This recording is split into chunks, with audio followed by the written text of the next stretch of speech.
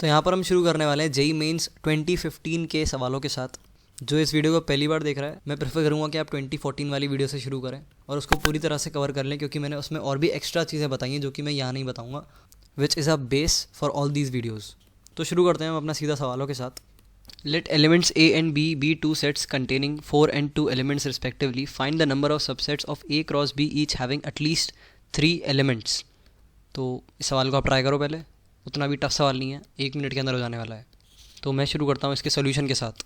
तो यहाँ पर हमको नंबर ऑफ़ एलिमेंट्स इन ए दे रखा है 4, तो एन ए हमारा हो जाएगा 4, और एन बी की अगर मैं बात करूँ तो हमको दे रखा है 2। ठीक है, तो यहाँ से हमें पता चल जाएगा कि एन ए क्रॉस बी में टोटल कितने एलिमेंट्स होंगे। ये आपको फॉर्मूला याद होना चाहिए। वैसे चीज़ बहुत ऑब्वियस भी है, जिसने सेट बिल्कुल ही नहीं पढ़े होंगे उसको कन्फ्यूजन आएगा। तो हमारे टोटल इसमें 8 एलिमेंट हो जाएंगे, दैट इज़ 4 × 2।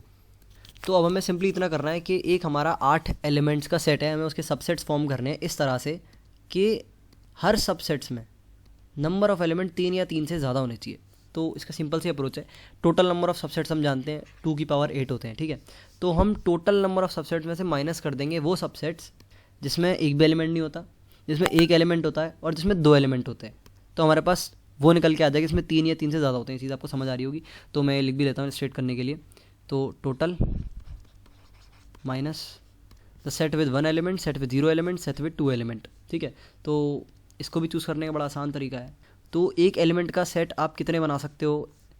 जब आप एक 8 एलिमेंट्स वाले सेट से सबसेट बना रहे हो। और आसान भाषा में से बोलने की कोशिश करता हूँ, आप 8 नंबरों में से कितने तरह से एक नंबर चूज़ कर सकते हो। बड़ा आसान तरीका है, रेट C1। इसी तरह से हम सबसेट फॉर्म करते हैं। इसी तरह से हमारा 2 की पावर 8 आता है। 2 की पावर 8 हमारा ऐसे आता है 8C0, 8C1, 8C2, 8C3, 8C8 तक चला जाता है। उसका समेशन हमारा 2 की पावर 8 होता है। और 0 एलिमेंट के लिए हमारा 8C0 होगा और 2 एलिमेंट्स के लिए हमारा 8C2 हो जाएगा। तो सिंपली हमारा आंसर होगा 2 की पावर 8 माइनस 8C1 हमारा 8 होता है और 8C0 हमारा 1 होता है, और 8C2 की वैल्यू हमारी होती है 8 × 7 डिवाइडेड बाई 2, दैट इज़ 4 7 × 28।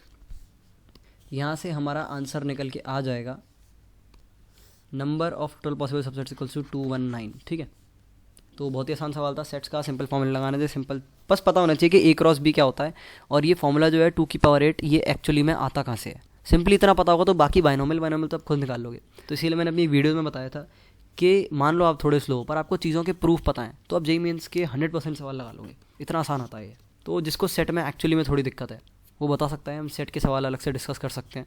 ये आप कमेंट सेक्शन में मुझे बताना जिसका ये सवाल नहीं हुआ या दिक्कत आई जिससे। हम बढ़ते हैं अगले सवाल की तरफ। तो ये सवाल हमारा कॉम्प्लेक्स नंबर्स का है और इसमें हमको दे रखा है कि mod of Z1 minus Z2 Z2 upon 2 minus Z1 Z2 bar is equals to 1। तो इस पूरे कॉम्प्लेक्स नंबर का हमारा जो मॉड है वो 1 है, और हमें दे रखा है कि Z2 जो है हमारा यूनिमॉड्यूलर नहीं है। यूनिमॉड्यूलर का मतलब Z2 का मॉड हमारा 1 नहीं है। तो आपको बताना है कि Z1 lies on straight line parallel to x axis, straight line parallel to y axis and circle of radius 2, और चौथा ऑप्शन है हमारा सर्कल ऑफ रेडियस √2। तो इनमें से एक हमारा आंसर होगा। इसको फट से सॉल्व करने की कोशिश करो। देखने में थोड़ा डरावना सा लग रहा होगा कुछ लोगों को, क्योंकि ये टर्म बहुत ही कॉम्प्लेक्स सा है सिर्फ देखने में। तो वीडियो को पॉज करो और सवाल को ट्राई करो। तो मैं शुरू करता हूँ इस क्वेश्चन के सोल्यूशन के साथ। तो हमको ये दे रखा है, इसके साथ हम थोड़े मैनिपुलेशंस खेलने की कोशिश करते हैं। पहले तो क्रॉस मल्टीप्लाई ही कर देते हैं। तो हमारा आ जाएगा mod of Z1 minus 2 Z2 is equals to mod of 2 minus Z1 Z2 bar. उसके बाद हम एक ही बहुत ही ऑब्वियस प्रॉपर्टी होती है कॉम्प्लेक्स नंबर में, किसी को कुछ याद नहीं आ रहा तो ये प्रॉपर्टी तो यार याद आ जानी चाहिए।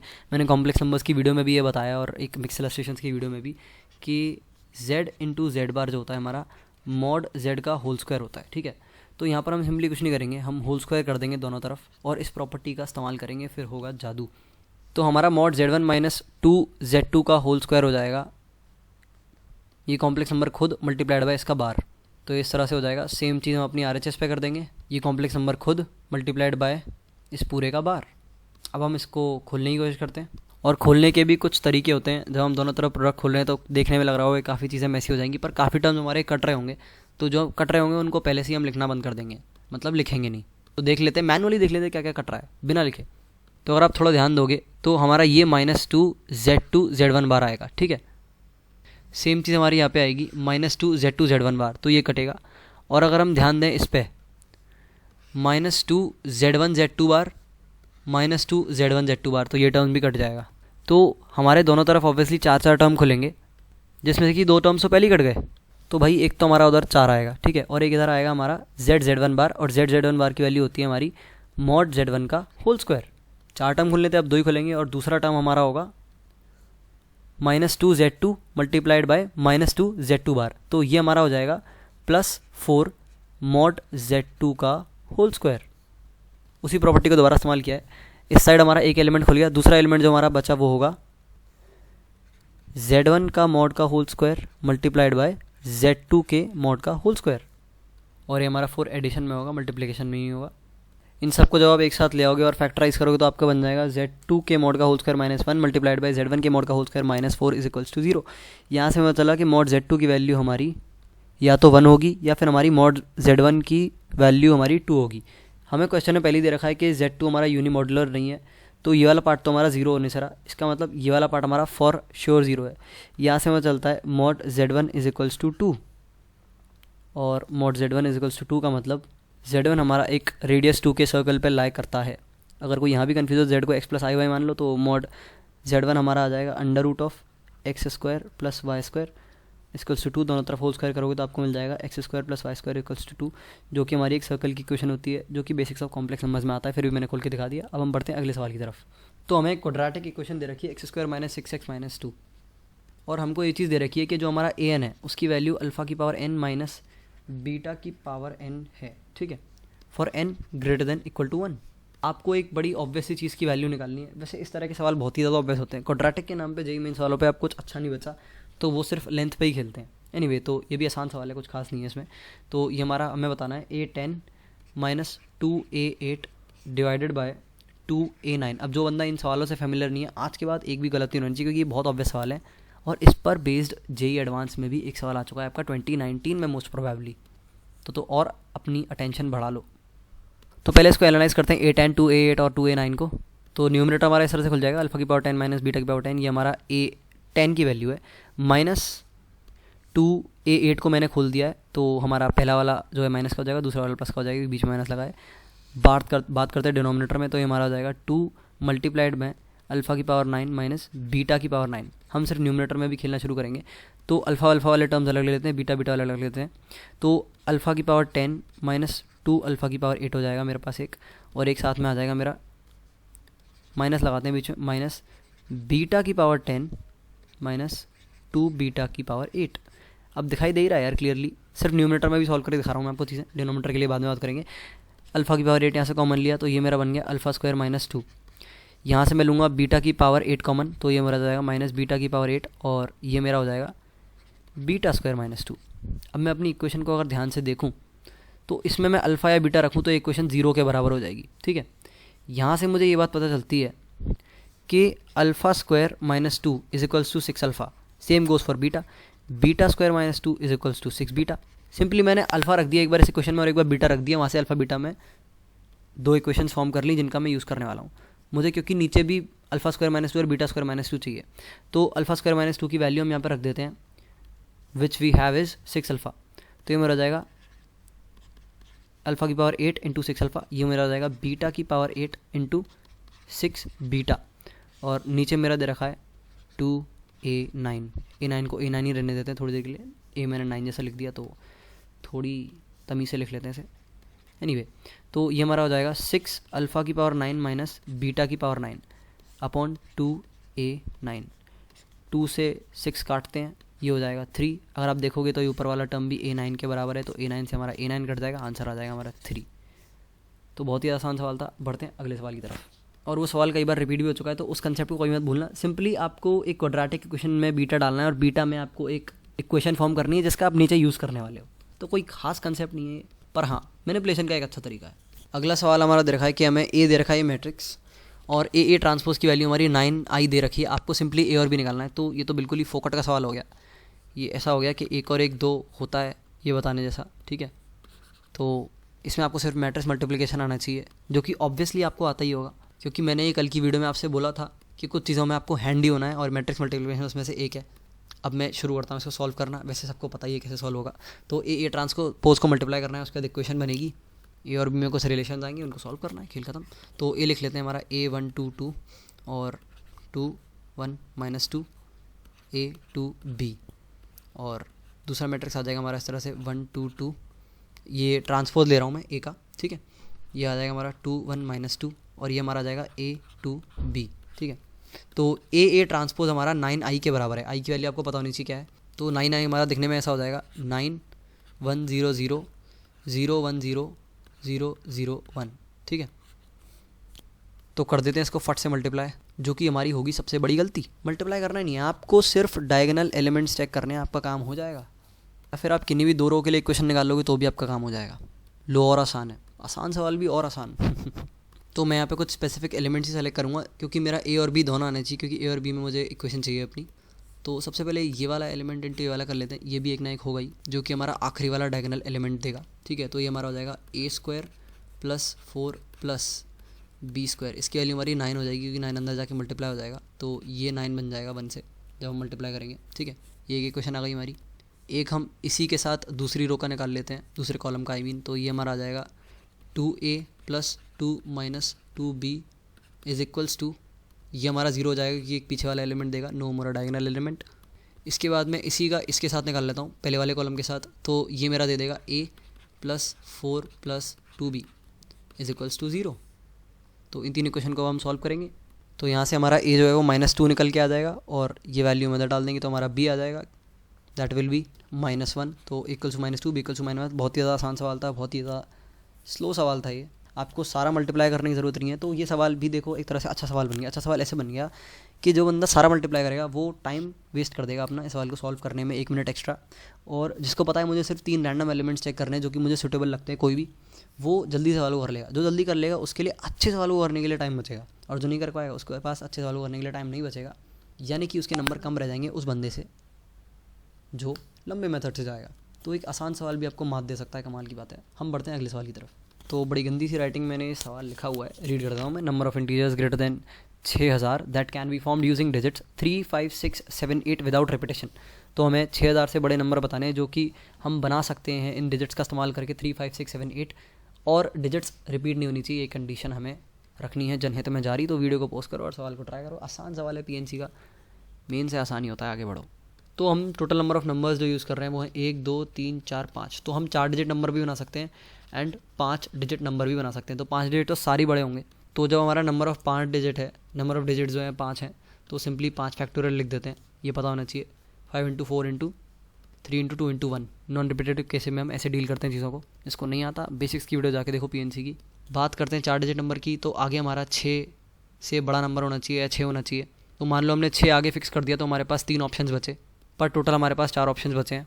तो ये इस तरह से होगा 4 × 3 × 2, ठीक है। अगर हमने आगे 7 कर दिया तो सेम चीज़ आएगी हमारी 4 × 3 × 2। अगर हमने आगे 8 कर दिया तो हमारी सेम चीज़ होगी 4 × 3 × 2। तो this will be 24 × 3 that is = 72। तो ये 4 डिजिट वाले हो गए, 5 डिजिट वाले हो गए। तो ये हमारा 120 + 72 विच इज़ = 192 आंसर हो जाएगा। बहुत आसान सवाल था, उंगलियों में भी कर सकते हो वैसे तो आगे बढ़ते हैं। PNC में यार मेंस वाले कुछ ज़्यादा अच्छा दे नहीं पाते। खैर एनीवे, ये एक और आसान सवाल है जिसका कि हमने परदादा ही बोलता हूँ, अभी मिक्स इलस्ट्रेशंस की वीडियो में किया है, मिक्स इलस्ट्रेशन 7। वो जिसको आता है वो इस सवाल को आसान समझ के यूँ ही कर देगा। तो हमसे पूछा है sum of coefficients of integral powers of x in the expansion of 1 - 2√x⁻50। बहुत ज़्यादा आसान सवाल है, वीडियो को पोस्ट करो और इस सवाल को फट से कर दो। तो मैं शुरू करता हूँ इसके सॉल्यूशन के साथ। तो सबसे पहले हम देख लेते हैं एक्सपेंशन 1 - 2√x⁻50 का होता क्या है। वैसे तो मैं डिराइव करके बता रहा हूँ, बट सिंपल ये एक प्रॉपर्टी भी होती है सवाल को सॉल्व करने के लिए direct, but we'll go slow just to understand it. तो सीरीज़ हमारी दिखने में कुछ इस तरह की है। 1 - 2√x⁻50 = 50c0 - 50c1 2√x + 50c2 2 का स्क्वायर x - 50c3। तो इस सीरीज़ का आप पढ़ सकते हो। अब आप देखो, हमें सिर्फ इंटीग्रल टर्म्स चाहिए। हमें ये चाहिए x की जो है इंटीग्रल पावर है ये, हमें भाई ये चाहिए, हमें ये चाहिए, हमें 50c6 वाला चाहिए, हमें 50c8 वाला चाहिए। तो इसको लाने का बड़ा आसान तरीका है एक, साथ में एक चीज़ और ले लो जो कि इसका ही भाई है, दैट इज़ 1 + 2√x⁻50। जब आप इसका एक्सपेंशन करोगे तो ये दिखने में ऊपर वाले जैसा ही होगा, बस साइन माइनस की जगह सारे प्लस हो जाएंगे। तो दिखने में ऐसा ही है, साइन माइनस की जगह हो जाएंगे प्लस। तो ये कर दिए मैंने सारे प्लस, ठीक है। तो ये आगे तक जाएगा, मैंने पूरी सीरीज़ नहीं लिखी है। अब आप जब इन दोनों को ऐड कर दोगे तो आपको दिखेगा कि सारे जो x की फ्रैक्शनल पावर वाले टर्म्स हैं वो कट जाएंगे। क्यूब वाला गया, हमारा NC1 वाला गया, तो ये हमारी सीरीज़ बन जाएगी इस तरह से। पहले हम LHS पे लिख लेते हैं क्या है, 1 + 2 अंडर रूट x की पावर 50 प्लस 1 प्लस, ठीक है, 2 अंडर रूट x की पावर 50, ठीक है। तो 1 - 1 प्लस इज इक्वल्स टू 2, और हमारी अंदर बड़ी सी सीरीज़, जिस सीरीज़ का हमें सम निकालना है और उसमें x की वैल्यू 1 होनी चाहिए। तो कुछ नहीं यार, रख दो x की वैल्यू 1। तो यहाँ जब x की वैल्यू 1 रखेंगे तो ये हमारा जाएगा -1 की पावर 50, तो -1 ही होता है। और यहाँ जब रखोगे तो ये आएगा 2 × 1 + 1 3 की पावर 50, और ये पूरा जब 2 से डिवाइड मार दोगे, क्योंकि 1 2 यहाँ पर मौजूद है, तो उस सीरीज़ का सम आ जाएगा जो हमें चाहिए। तो हमारा आंसर हो जाएगा 3 की पावर 50 - 1 होल डिवाइड बाई 2। तो काफ़ी आसान सवाल था। आगे बढ़ते हैं। एक और जेईई मेंस का आता हुआ आसान सवाल, जो कि मैं अपनी पुरानी वीडियोज़ में डिस्कस करा चुका हूँ सीक्वेंस सीरीज़ की, पर मुझे जेईई मेंस 2015 के सारे सवाल कवर कराने, इसलिए मैं यहाँ भी से कवर कराता हूँ। तो ऊपर हमारे टर्म चल रहे हैं, क्यूब में एक एक सम बढ़ता जा रहा है, और नीचे हमारी एक AP चल रही है, लीनियर 2 करके बढ़ते जा रहे हैं। तो आपको पता है कि इसका जनरल टर्म कैसे बनाना है, मैं पहले भी सिखा चुका हूँ। ऊपर जो है क्यूब्स का सम है, नीचे जो है लीनियर का सम है। तो यार लगा दो फॉर्मूला। क्यूब्स का सम का फॉर्मूला हमें पता है, ये होता है n × n + 1 डिवाइडेड बाय 4, और ऊपर वाले न्यूमरेटर का होल स्क्वायर। नीचे जो चीज़ दे रखी है वो लीनियर AP का सम है। तो ये मैंने लगा दिया सम का फॉर्मूला n/2 × 2 + n - 1 × 2, और 2 हमारा d है। तो इसको बड़े प्यार से खोल दो। इसको जब खोलोगे तो हमारा ये बन जाएगा n + 1 का होल स्क्वायर, पूरे का होल स्क्वायर है, ठीक है, डिवाइड बाय 4, और यहाँ हमारा आ जाएगा 2 से 2 कट जाएगा, तो ये हमारा हो जाएगा 2n मल्टीप्लाइड बाय हमारा n/2, 2 से 2 कटेगा, नीचे रह जाएगा n²। तो पूरी तरह से ये बन जाएगा n², n + 1 का होल स्क्वायर डिवाइडेड बाय 4, साथ में नीचे एक n² से काटो n², तो ये हमारा बन जाएगा समेशन n + 1 का होल स्क्वायर। कितना ज़रूरत से ज़्यादा आसान सवाल था ये, 1/4। यार ये तो तुम सॉल्व कर ही लोगे, पर फिर भी मैं बता देता हूँ। तो ये हमारा हो जाएगा n² + 2n + 1 समेशन 1/4। समेशंस को अलग अलग जगह पे बांट दो, तो ये हमारा हो जाएगा summation n² + summation n + summation 1। Summation 1 की वैल्यू हमारी n हो जाएगी, समेशन n² की वैल्यू हमारी हो जाएगी n + 1 2n + 1/6। रटा हुआ फार्मूला जो बहुत सारे लोगों को आता नहीं होगा करना डिराइव। कमेंट सेक्शन में बताना मेरे को कितने लोगों को इसका फार्मूला डिराइव करना आता है। एनीवे पता चल जाएगा कितने एक्चुअली में रटते हैं और कितने समझते हैं। समेशन n का फार्मूला होता है हमारा n + 1/2। इस तरह से हमारे इस सवाल का आंसर आ जाएगा। आपसे सवाल ने पूछा है पहले 9 टर्म्स का आंसर, आपको सिंपली n की वैल्यू 9 डालनी है और आपका आंसर आ जाएगा। 9 वैल्यू आप डालना, आंसर भी आप ही निकालना, क्योंकि जो करना था वो मैंने कर दिया। और जिसके मन में ये दिमाग में आ रहा है कि मैंने n की वैल्यू 9 डाल के आंसर नहीं निकाला, उसको मैं गारंटी दे सकता हूँ ऊपर सवाल भी समझ नहीं आया एक भी। हम बढ़ते हैं अब आगे। तो अगला सवाल जो काफ़ी लोगों को देखने में लगेगा थोड़ा पेचीदा, दिखने में कुछ ऐसा है, m is am of 2 distinct real numbers i and m। i and n, ठीक है, n है ये, और i और n दोनों ही हमारे 1 से बड़े हैं, और g1 g2 g3 हैं 3 geometric means between i and n। और हमें बताना है g1 की पावर 4 + g2 की पावर 4 मल्टीप्लाइड बाई 2 + g3 की पावर 4 इन 4 ऑप्शन में से किसके बराबर होगा। तो m तो हमारा पहले ही आ जाएगा निकल के फट से, m हमारा जो है am है इन 2 डिस्टिंक्ट नंबर का, तो m = i + n divided by 2 obviously. वैसे यार काफ़ी लोग कंफ्यूज हो गए होंगे क्योंकि मैंने यहाँ पे l की जगह i लिख दिया और पूछ रहे होंगे कि ये l क्या है, तो कर लो यार इधर l = i। एक्चुअली में जहाँ से मैंने सवाल लिया है भाई लोगों ने l और i बड़ी बदतमीज़ी से लिखा हुआ है, तो सॉरी फॉर दैट। करो सवाल को शुरू। तो m की वैल्यू हमारी आ जाएगी i + n/2 या फिर l + n/2 जो भी कह लो, क्योंकि हमारे 3 ज्योमेट्रिक मीन्स हैं l और n के बीच में, या फिर i और n जो भी बोलो, l मान लेता हूँ मैं, ठीक है, क्योंकि ऑप्शन में हमारा l है। तो ये इस तरह से काम करेगा, l पहले, फिर आएगा हमारा g1, फिर आएगा हमारा g2, फिर आएगा हमारा g3, फिर आएगा हमारा n में n। किसी ने अगर am gm hm थोड़े से पढ़े होंगे, हालांकि मैंने इसकी टॉपिक वाइज वीडियो नहीं डाली है जो कि आपको कुछ टाइम में मिल जाएगी। यहाँ से हमें पता चलेगा कि हमारी g1 की जो वैल्यू है वो हो जाएगी n/l की पावर 1/4, ठीक है, that's how geometric means work. और हमारी g2 की वैल्यू हो जाएगी n/l की पावर हमारी 1/2। एक और बार कॉमन रेशियो ऐड हो जाएगा हमारा। अगर मैं बात करूँ g3 की, तो g3 की वैल्यू हो जाएगी हमारी n/l की पावर 3/4, क्योंकि यहाँ पे हमारा कॉमन रेशियो n/l की पावर 1/4 है, तो वो एक एक करके ऐड होता जाएगा, क्योंकि इस तरह से हमने 3 ज्योमेट्रिक मीन्स जो है इंसर्ट किए हैं। अब यार बड़ी आसान सी चीज़ की वैल्यू निकालनी है, मेरे को देख के बड़ा बुरा लग रहा है इस सवाल को। बहुत ही ज़्यादा आसान था ये भी, क्योंकि सिर्फ जीएम्स निकालना आना चाहिए, सवाल ख़त्म है। तो जीवन की पावर देखो उसने खुद 4 दे रखा है, जिससे 4 से 4 सब कट जाएँ। वैसे तो मेरे को बोलना चाहिए ये लोग आप खुद सॉल्व कर लो, पर फिर भी मैं सॉल्व करके दिखा देता हूँ यार। तो सबसे पहला वाला टर्म हमारा हो जाएगा n/l, और साथ में हमारा आएगा l की पावर 4, क्योंकि हमने जो G1 G2 G3 लिखे हैं सारे, इसमें हमने r की पावर n तो बढ़ाते गए, r तो बढ़ाते गए, पर साथ में a नहीं लिखा, तो सबके साथ हमारा a भी आएगा, दैट इज़ l खुद। तो पहला टर्म भी डालते जाएंगे। तो इस तरह से जीपी चलती है ना हमारी, a r square a r की पावर 4। तो हमने सब में r स्क्वायर r की पावर 4 तो निकाल लिए, जो कि मेन चीज़ थी हमारी। हमने a नहीं लिखा था सब में, तो a हमारा l है, वो भी हमारे साथ रहेगा। तो हमारा जो पहला टर्म आएगा G1 की होल पावर 4 हमारा ये आ जाएगा, G2 की होल पावर 4 हमारा आ जाएगा, n/l का होल स्क्वायर मल्टीप्लाइड बाय फिर से l की पावर 4। G3 में भी एक l बार बैठा है, तो l की पावर 4 आएगा ही आएगा, पर साथ में सिर्फ ये रहेगा n/l की होल पावर 3। इसका जो आप मल्टीप्लाई करोगे तो सारे ऑब्वियसली l डिनोमिनेटर्स में हट जाएंगे, तो आपका ये आएगा nl मल्टीप्लाइड बाय n+l का होल स्क्वायर। और l+n की हम वैल्यू जानते हैं, जो कि am में हमें दे रखी थी। l+n की वैल्यू है हमारी 2m, तो रख देते हैं 2m। तो ये हमारा हो जाएगा 2m का whole square multiplied by nl। तो क्या कोई हमारा ऐसा ऑप्शन है दिखने में 4m² nl? देख लेते हैं भाई, 4m² nl ये बैठा है, तो बी है हमारा आंसर। बहुत आसान सवाल था, जीएम निकालना आने चाहिए। हो सकता है जल्दी जल्दी में आप भी भूल जाओ, जो मैं भूल गया ए लिखना, फंस सकते हो और ऑप्शन पकड़ में आ गया कोई, तो इन चीज़ों को देख के चलना। एनीवे, तो that's all for now in this video. हमारे 2015 के अलजेब्रा के सारे सवाल हो चुके हैं ख़त्म, काफ़ी कम टाइम में एक्सप्लेनेशन के साथ, जो कि बहुत ही आसान थे। एक भी सवाल मुझे ऐसा नहीं लगा जो कि अच्छा होगा। 2014 की वीडियो में जो आखिरी सवाल था वो थोड़ा बेटर था, आखिरी मेरे ख्याल से जो एक सीक्वेंस सीरीज़ का सवाल था। तो ये पूरी वीडियो में आसान सवाल थे, उस पूरी वीडियो में आसान सवाल थे, एक ही ठीक सवाल था। तो देख रहे हो अलजेब्रा कितनी आसान है जेईई मेंस के लिए। तो that's all for now in this video, good luck.